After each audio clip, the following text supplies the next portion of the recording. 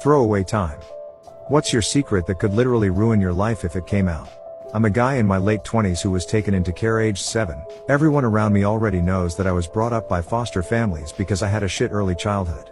I deliberately keep it vague and say stuff like I'd rather not go into it so that people will just assume I was abused in some way and they'll stop asking about it.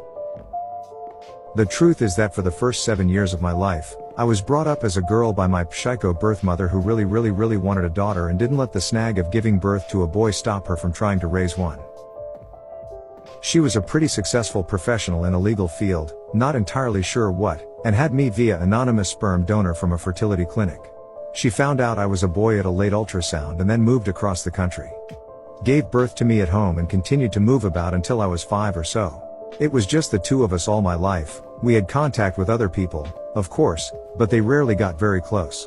I had lots of friends, but was always supervised. I found out way after that my mother's strong puritanical Christianity was a lie she used to explain why she was so strict about me being private and never letting anyone see me get changed or anything. I just accepted all of this as fact, having never been told anything different. I was sent to a religious school for girls and had a really great childhood. I was a bit of a tomboy, and played with Lego and toy animals, rather than dolls and stuff, but that's not unusual and no one ever questioned I was a girl, even me. He knew about men and women, but had never really seen much of naked people.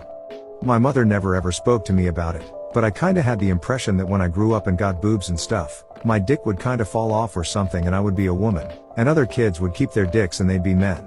I dunno, to be honest, I never really thought about it. Anyway, I carried on with my happy girlhood, and had a bunch of friends and everything was great until I was 7 and a teacher accidentally spilled a cup of hot coffee over me at school.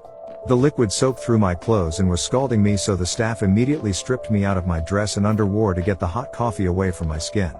And then they found out. The cops were called and I got taken to speak with who I guess would be social services.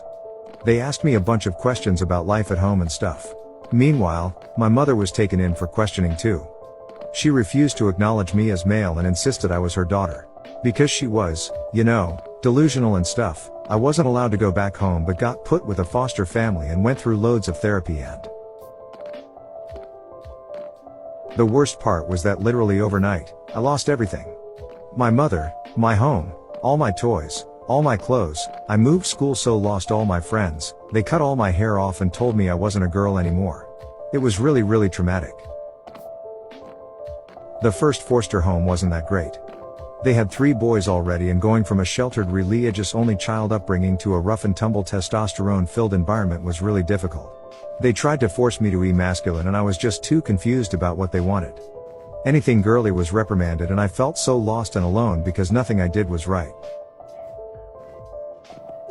I tried to commit suicide when I was 11 and again at 13 because I didn't feel I fitted in anywhere. After the second attempt, they moved me to a different foster family who were awesome.